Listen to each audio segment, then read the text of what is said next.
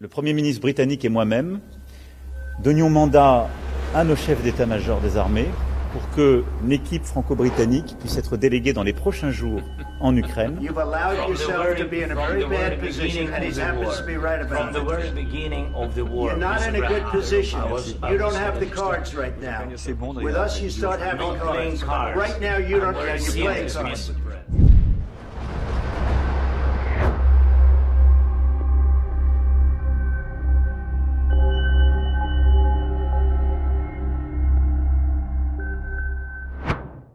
Bonjour à tous, très chers abonnés d'Omerta, abonnés de notre chaîne YouTube d'abord. Comme je le dis quasiment et de façon rituelle, vous êtes chaque semaine, presque tous les 2 jours, plus nombreux à venir nous rejoindre. Nous en sommes absolument ravis.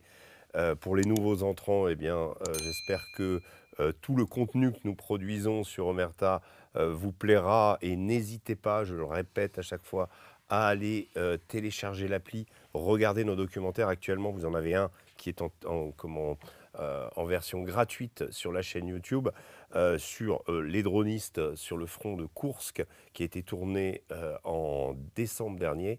Nous venons de produire sur l'appli, cette fois, le documentaire Roumanie au pays des élections volées, un 52 minutes d'enquête sur place sur ces fameuses élections dont nous allons parler aujourd'hui. Nous allons revenir sur la question de la Roumanie. Voilà, et enfin, ce contenu de cette application, vous avez à peu près actuellement une 50aine de documentaires disponibles, plus les making-of, la façon dont on travaille sur le terrain, nos équipes, le reportage, le grand reportage sur les fronts de Russie, d'Ukraine, également d'Afghanistan, en Syrie aussi.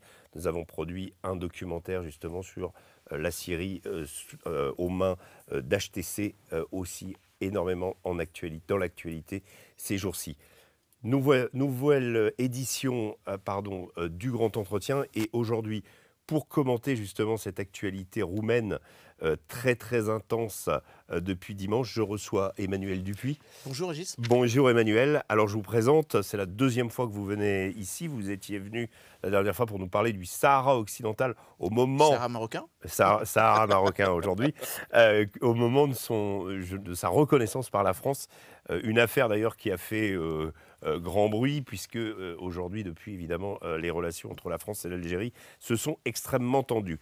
Mais on n'est pas là pour parler de ça, donc je vous présente, vous êtes politologue, vous êtes président de l'IPSE, l'Institut Prospective et Sécurité en Europe, et également enseignant en géopolitique. Première question pour arriver sur ce dossier roumain. Est-ce que vous avez été surpris par ce score de quasiment 41% de George Simion, le candidat, j'explique, qui a en fait pris la place de Călin Georgescu, dont la candidature a été interdite après que l'élection de novembre dernier ait été annulée? Alors que le mouvement de la droite populaire, c'est comme ça que les Roumains l'appellent, AUR, soit en tête, non, parce que ça faisait déjà quelques mois qu'on savait qu'il caracolait en tête. Par contre, le score, le différentiel, il était donné à 30%. De 30 à 40%, c'est important, car il a laissé derrière, Nikozor Dan étant le 2e candidat, le candidat qui lui-même n'avait pas de parti. Le maire de Bucarest. Le maire de Bucarest, que l'on pourrait simplifier en le qualifiant d'un libéral, bon, un social-libéral, disons-le ainsi, plutôt de centre-gauche, plus que de centre-droite du reste, mais qui n'a pas de parti. Donc en fait, qui s'est lancé en politique sur sa personnalité, sur sa fortune, enfin sa richesse, et sur la manière dont il voulait turbuler le système. Lui aussi, comme George Simion, il y a beaucoup de proximité entre les deux d'ailleurs, de ce point de vue-là. Alors l'étonnement, c'est effectivement le score de AUR, 41%, et puis surtout la différence entre lui et le second, 20%. Oui. Donc c'est absolument considérable. Et également aussi avec le score de Georgescu qui avait été de 23%, qui est quasiment doublé par Simion. Vous avez raison, voilà. En fait, l'invalidation de Călin Georgescu a provoqué de manière quasi automatique un vote refuge vers AUR, où des gens n'étaient pas forcément enclins à voter pour AUR, mais l'ont fait pour montrer peut-être leur... C'est presque une insurrection électorale. Une insurrection électorale, oui, une insurrection politique qui s'est exprimée en tout cas pour montrer peut-être le désaveu que cette décision occasionnait. Ensuite, la manière dont le vote s'est fait a montré que George Simion s'est ancré durablement dans la vie politique roumaine, peut-être un peu différemment de la manière dont les médias français en parlent, mais vous êtes ici pour nous le rappeler, vous qui avez rencontré le candidat avant qu'il ne soit éligible au deuxième tour de l'élection présidentielle. D'ailleurs, c'est assez intéressant que nous nous rencontrions entre les deux tours, parce qu'il y a quelques jours, le candidat dit de la droite populaire a fait des ajustements ou a tenu à rappeler un certain nombre de principes qui ne sont pas du tout ceux avec lesquels on le présente dans les médias traditionnels ici en France ou à l'Occident. Et qu'a-t-il dit devant la Chambre de commerce américano-roumaine? Que les 3 piliers de la Roumanie sont éternellement les mêmes et que lui, comme président, ne les remettrait pas en cause. L'adhésion de la Roumanie à l'Union européenne, d'abord l'adhésion de la Roumanie à l'OTAN en 2004, l'adhésion de la Roumanie à l'Union européenne en 2007, et il a rajouté le 3e pilier, en insistant de ce point de vue, Chambre de commerce américano-roumaine, je le rappelle, le partenariat stratégique avec les États-Unis.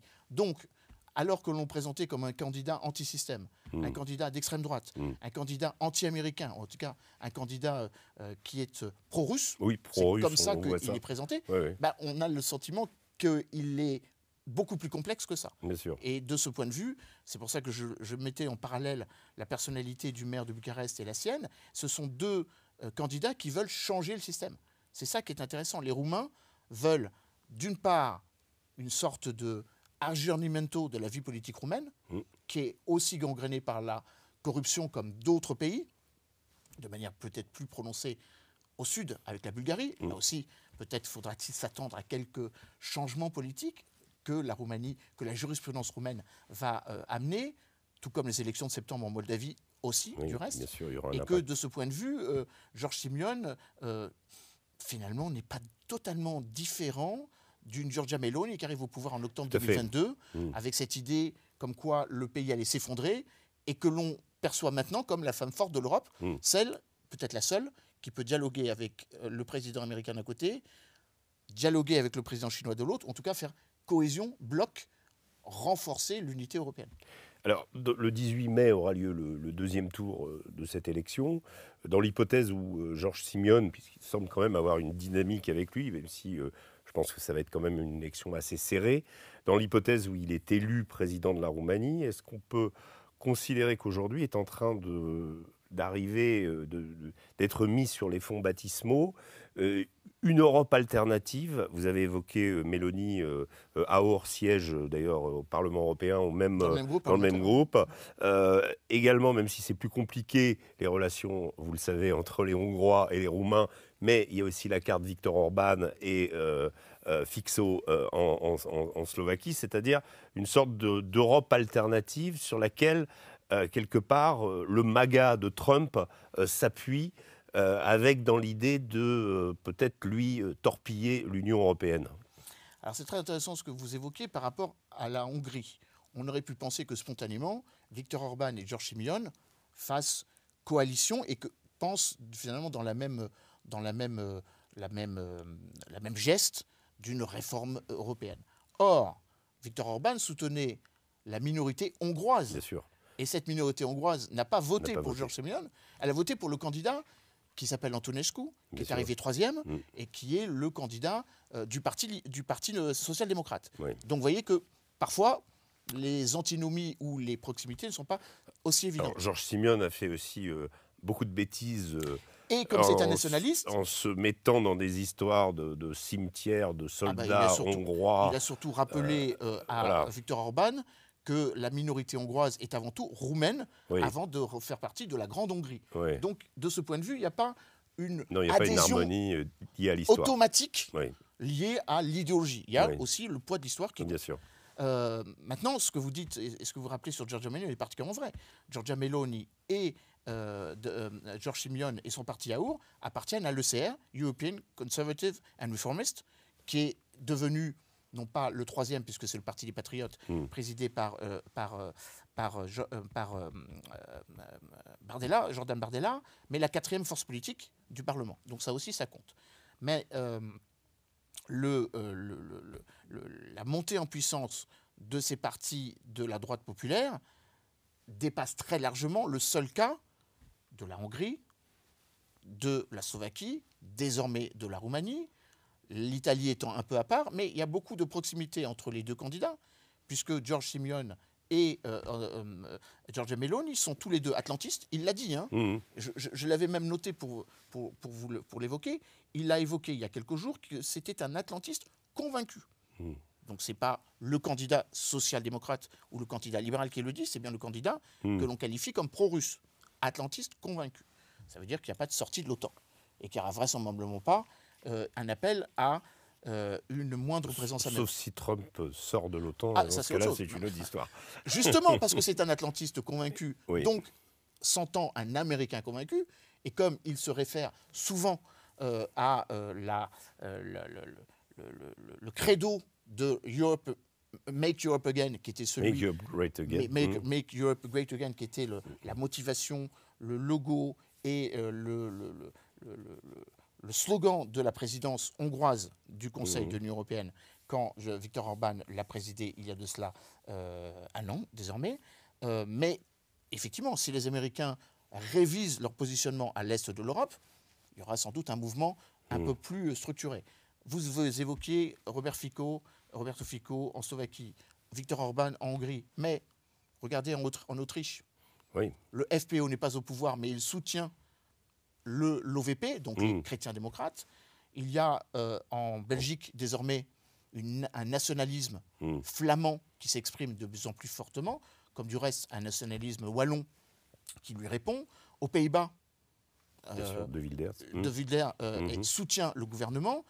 Les démocrates suédois, qui portent très mal leur nom, est un parti de droite populaire. Ça veut dire qu'aujourd'hui, alors que nous parlons, il y a à peu près une quinzaine de pays sur les 27 de l'Union européenne dans lesquels les partis conservateurs ou le PPE, appartenant au PPE, appartenant à ECR ou appartenant aux Patriotes, qui d'une certaine façon viennent totalement annihiler l'idée selon laquelle il y aurait une césure entre les humanistes d'un côté et ceux que l'on qualifie comme proches de Moscou. Cette rupture ne tient pas, car ce sont des pays qui parfois sont les plus enclins à soutenir l'Ukraine, à vouloir l'armer, à vouloir engager des troupes, ce qui n'est pas le cas de la Roumanie, on va y revenir, ni le cas de la Pologne, mais c'est effectivement le cas, par exemple, de la Suède ou d'un certain nombre de pays qui ne récusent pas le soutien à Volodymyr Zelensky. Le cas italien est un cas d'école. On pourrait rajouter Vox en Espagne, qui pèse 15%.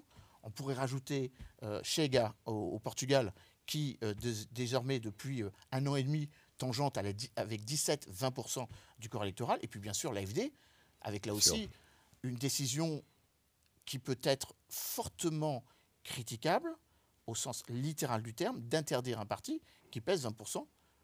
C'était la proposition qui avait été faite par l'ancienne mandature, désormais caduque avec Olaf Scholz, mais que la future, même si Christian Merz n'a pas obtenu les voix suffisantes à l'heure où nous parlons pour monter sa majorité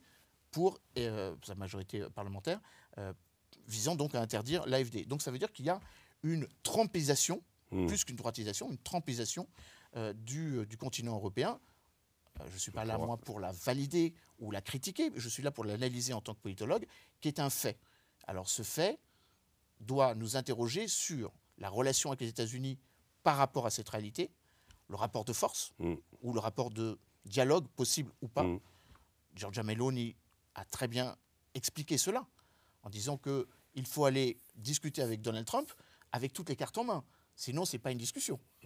Là, pour le coup, c'est une admonestation de la part de celui qui va vous écraser, imposer sa temporalité. Ouais. C'est à peu près la même chose quand on va discuter avec Xi Jinping. Bien sûr. On ne va pas discuter tout seul avec Xi Jinping. D'ailleurs, Emmanuel Macron ou à l'époque Angela Merkel avait compris en disant quand le président chinois vient en France ou vient en Allemagne, il faut qu'on soit ensemble. Sinon, les Chinois vont acheter à la carte, dépecer à la carte. Ils ont commencé à le faire en lançant par exemple une initiative qui s'appelle le groupe des 17 plus 1, où ils vont dialoguer avec les pays d'Europe centrale et orientale, ce qu'on appelait à l'époque les PECO, les pays d'Europe centrale et orientale, qu'on appelle désormais les pays d'Europe central ou de l'Est européen, dans lequel la Chine fait son marché. Donc, pour revenir à votre question, oui, Georges Simeone fait partie d'une sociologie électorale de plus en plus présente sur le continent européen, qui, je crois, au-delà des élections, est un fait politique dont il faut tenir compte. Est-ce que c'est un fait marquant? On peut rajouter aussi l'émergence d'une sorte de Trump polonais aussi qui est en train de poindre le bout de son nez. Et Andrzej Duda reste proche, le président actuel, reste proche du président américain. Oui, tout à fait. Et la Pologne reste proche des États-Unis tout en ayant maintenant une position sur la Russie un peu différente des Français ou des Britanniques, notamment sur la question de l'envoi des troupes que vous avez signalé tout à l'heure. Est-ce qu'on peut dire qu'on est on peut appeler ça le printemps des peuples en Europe, ou une sorte de réveil? Parce qu'on sent bien quand même que chez les Roumains, enfin moi ayant pu parler aux Roumains de la rue, cette ingérence ce qui est perçu chez eux comme une ingérence notamment de l'Union européenne, avec cette annulation de l'élection, le fait qu'ils sont extrêmement critiques, je vous parle du Roumain de la rue, mais aussi des politiques. Georges Simeone dit clairement que Emmanuel Macron et le gouvernement d'Emmanuel Macron ont fait pression sur ces élections. C'est son point de vue. D'autres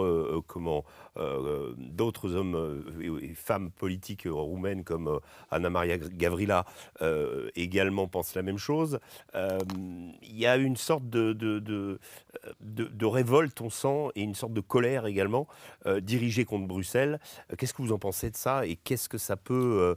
à quoi ça peut aboutir? Parce que ça semble quand même assez général. Vous avez dressé une sorte de carte de l'Europe avec des pays comme le Portugal où on était habitué à des alternances train-train. Et plutôt gauche que droite. Voilà, et là on arrive avec un mouvement qui émerge. Mais en fait, Antonio Costa, l'actuel président du Conseil de l'Union européenne, est tombé pour ça.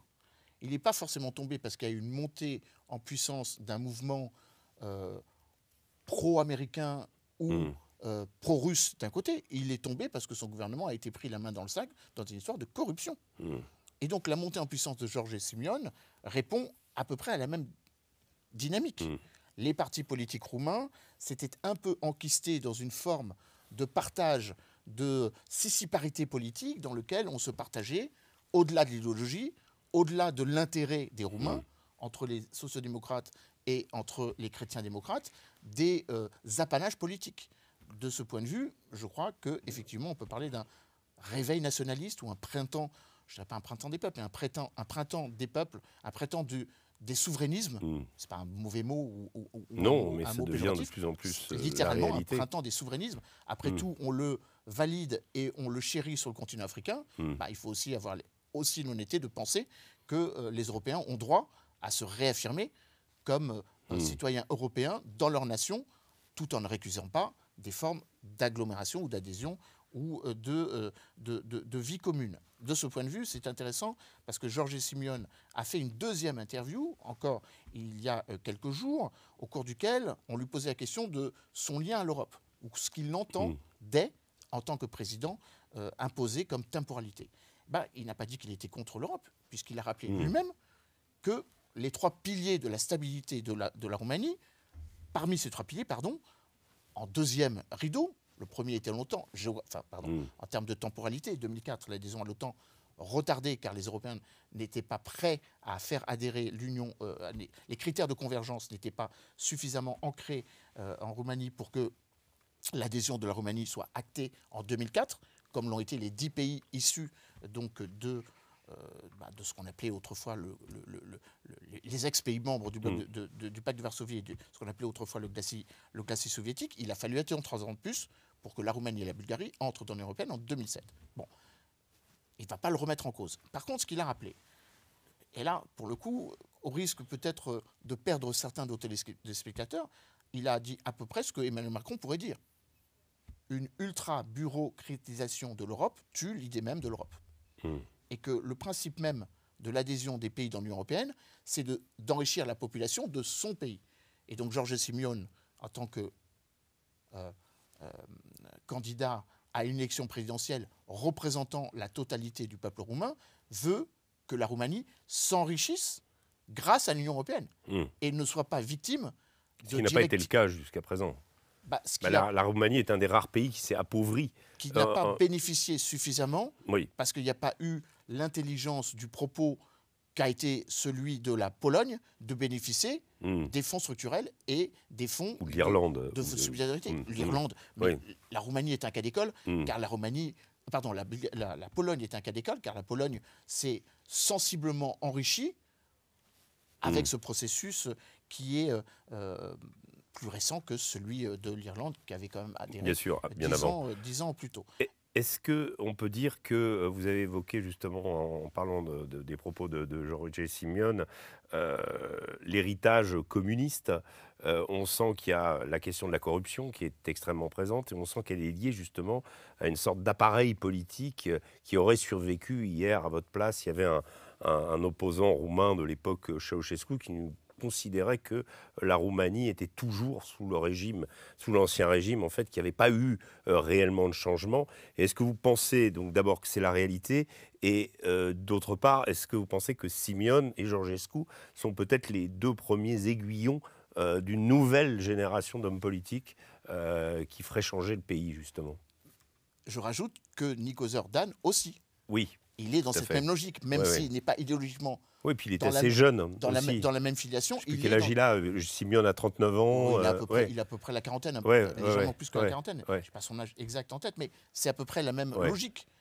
La remise en cause d'un ordre établi, conservateur, qui fait que depuis 1989, je n'irai pas jusqu'à dire, comme disait Clausewitz, qu'il y a des pays qui ont une armée et parfois une armée qui ont un pays, en parlant de la Prusse, on pourrait dire la même chose aujourd'hui de l'Algérie, mais disons-le ainsi, moi qui fréquente beaucoup les milieux sécuritaires, le think tankisme politico-militaire roumain, que la Roumanie n'a pas beaucoup changé dans le respect, le prestige qu'ont les militaires dans le pays.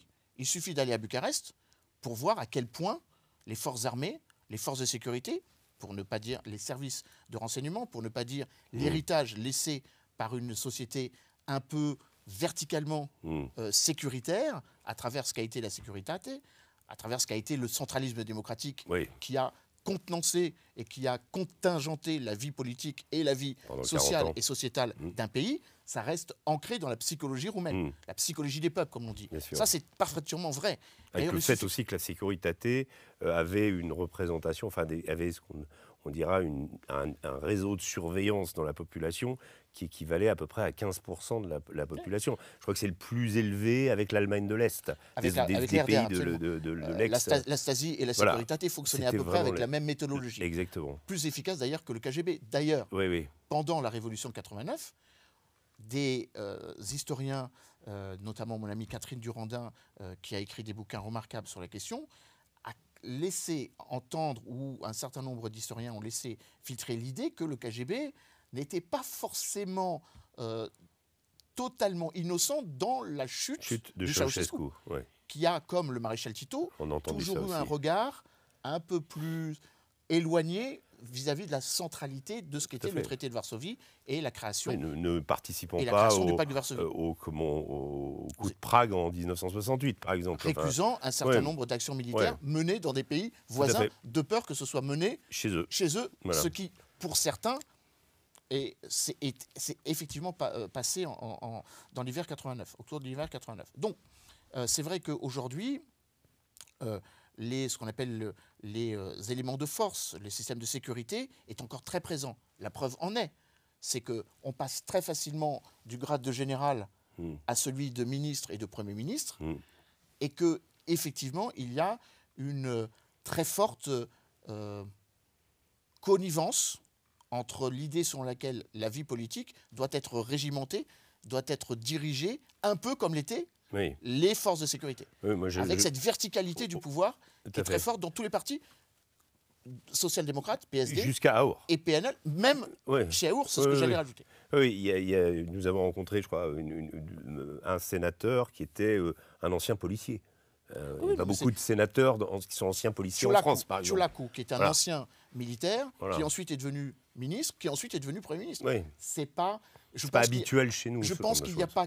Je pense qu'en Europe, c'est tout à fait une exception de voir qu'un ancien militaire devient Premier ministre. C'est peut-être une exception.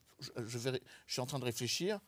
Ah si, il y a évidemment le cas de du président de République tchèque, le président Piotr, qui lui-même est un ancien général. Mais c'est vraiment très rare. C'est rare. Dernière question.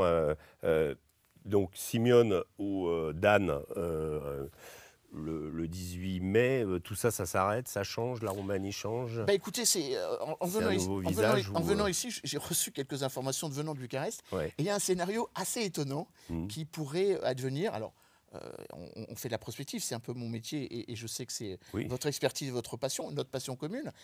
Il y a un scénario qui consisterait à ce que Nico Orban, qui ne bénéficiait pas d'un parti, alors si au dernier moment il a créé un parti qui s'appelle l'USR, l'USR, pour que les téléspectateurs aient ça en tête, sauver la Roumanie, l'Union pour le sauvetage de la Roumanie, avec toujours cette logique de se débarrasser de ceux qui ont un peu trop mangé le gâteau. Héritier de l'adhésion à l'OTAN et de l'adhésion à l'Union européenne. Le scénario qui pourrait advenir consisterait à ce que Simeone soit élu président, car vraisemblablement il est irrattrapable, au sens propre du terme, à l'occasion du deuxième tour, surtout parce que celui qui est arrivé en 3e et en 4e position par rapport à son réservoir de voix va lui amener 1 million de voix supplémentaires. Oui, c'est sûr. Donc, en gros, il est quasiment déjà élu. Par contre, il pourrait y avoir un deal avec les anciennes forces politiques pour qu'il y ait un gouvernement d'union nationale, parce que derrière tout ça, il y a la volonté aussi de, comme dans la 5e République, que le président dispose d'une majorité.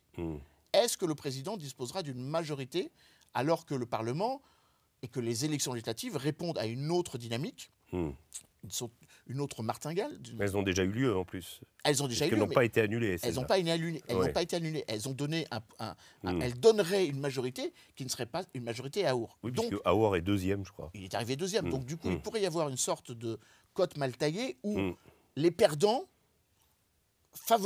en fait, les perdants ne se battraient pas pour le deuxième tour de l'élection présidentielle, en disant le président Simeone est élu, un petit peu un scénario à la polonaise, où vous avez d'un côté le PiS qui garde le pouvoir, le parti de la justice qui garde le pouvoir présidentiel, et le parti libéral, la coalition civique de Donald Tusk, qui a la primature. Et donc le nom, il y a un nom qui circule, qui s'appelle Ili Bolojan, qui serait présenté, non pas, enfin, en gros, Nico Orban ne serait pas Premier ministre, mais nommerait quelqu'un ou proposerait quelqu'un de son parti, arrivant second, et qui ferait cohésion, et pour lequel Our ne s'opposerait pas. Donc en fait, une sorte de cohabitation qui, in fine, aboutirait à une forme de, assez paradoxalement, et contrairement à ce que disent un certain nombre de chroniqueurs, je pense notamment à une députée européenne, je ne sais pas s'il faut dire son nom, une députée européenne du parti présidentiel, qui fait mine de connaître la Roumanie sans y aller, alors qu'elle prétend le contraire, et d'une certaine forme de cohabitation, et d'une certaine forme finalement de changement dans la continuité. Et en fait, les Roumains sont un peuple aussi intelligent que le nôtre, et d'une certaine façon seraient assez contents de voir qu'il y a cette diversité politique qui s'exprime, où on a un président fort, une primature active, et de ce point de vue, un certain nombre d'analyses disent que c'est peut-être la meilleure façon pour que la Roumanie reprenne un peu plus sa place dans l'Union européenne, car il y a quand même un sentiment de profond dépit, on pourrait dire presque un dépit amoureux, où désormais l'intérêt de l'Union européenne et désormais l'intérêt des États-Unis n'est plus sur la mer Noire, n'est plus vis-à-vis de la Roumanie, mais vis-à-vis de la Pologne, avec cette logique américaine de comprendre l'importance d'un ancrage fort dans la mer Baltique, avec l'initiative des 3 mers, vous savez, cette initiative qui vise à connecter la Baltique, l'Adriatique et la mer Noire, mais proposée par l'Atlantic Council en 2014, qui est vraiment le cheval de Troie de l'influence américaine du nord, de l'Arctique vers les pays du Golfe. Et donc de ce point de vue-là, les Roumains sentent très bien que la Pologne, qui a massivement investi dans sa défense, on est à 4,19% du PIB qui est consacré à la défense. On est à 300 000 hommes, plus que l'armée française. C'est la plus grande armée en Europe. Et que c'est devenu de facto, en termes volumétriques, la plus grande armée en Europe, et que les Roumains ont un peu l'impression d'être déclassés, un peu l'impression d'être marginalisés. C'est la raison pour laquelle George Simeone a décidé si oui ou non il veut que les troupes américaines restent en Roumanie, alors que les Américains veulent impérativement, paradoxalement, que les troupes roumaines restent. Parce que c'est une façon aussi de montrer qu'ils sécurisent sur les 13 pays que constitue cette nouvelle triangulation stratégique, en fait en chassant, en contenant la Russie, hein, donc de la Finlande jusqu'à la Bulgarie, ou jusqu'à la Turquie, pardon. N'oublions jamais que la Turquie fait partie de elle ne fait pas partie de l'initiative des Trois Mers. Enfin bon, elle est quand même un peu limitrophe et un peu riveraine de la mer Noire quand même, et qu'il y a cette profonde logique. Donc Georges Simeon, en tout cas de ce que j'ai lu récemment par rapport au compte-rendu de sa prestation il y a quelques jours à Bucarest, a totalement invalidé l'idée sur laquelle il demanderait aux troupes américaines de partir. Parce que Donald Trump est au pouvoir. Oui, c'est aussi assez convenable pour lui. Il était autrement si le pouvoir politique n'était pas celui qui avait gagné les élections en novembre dernier, si J.D. Vance n'était pas un ami personnel. Il faut surtout avoir à l'esprit que Georges Simeon était très présent dans les manifestations et dans les meetings de la campagne présidentielle américaine, et qu'il y a un lien très particulier, on ne va pas donner de nom, mais que ceux qui ont fait le programme de Trump, Project 2025, sont très proches des milieux conservateurs et des think tanks conservateurs roumains, et qu'il y a une connectivité très forte. C'est assez étonnant hein, de voir à quel point mais ils sont atlantistes avant toute chose. Mais surtout, en fait, on sent bien que c'est Trump, mais on sent bien que c'est J.D. Vance derrière, parce qu'il y a la dimension religieuse ultra importante chez les Roumains. Très importante, parce que l'Église orthodoxe est empreinte de ce moralisme, de ce millénarisme, de ce conservatisme religieux, à telle enseigne que J.D. Vance est vraiment devenu en fait le président européen, le président des États-Unis pour l'Europe. Absolument. Et que d'une certaine façon, Donald Trump se réserve le droit d'être celui qui parle à l'Asie, celui qui parle au monde, en laissant l'Europe avec une dimension idéologique très forte. Avec le discours de Munich. Avec le discours de Munich devant la conférence de Munich, avec la présence de J.D. Vance pour les cérémonies de Pâques à Rome, et avec les déclarations de J.D. Vance, comme quoi il faut soutenir l'AfD d'un côté, comme quoi il faut soutenir Aour de l'autre, et dénonçant, en l'occurrence, lui comme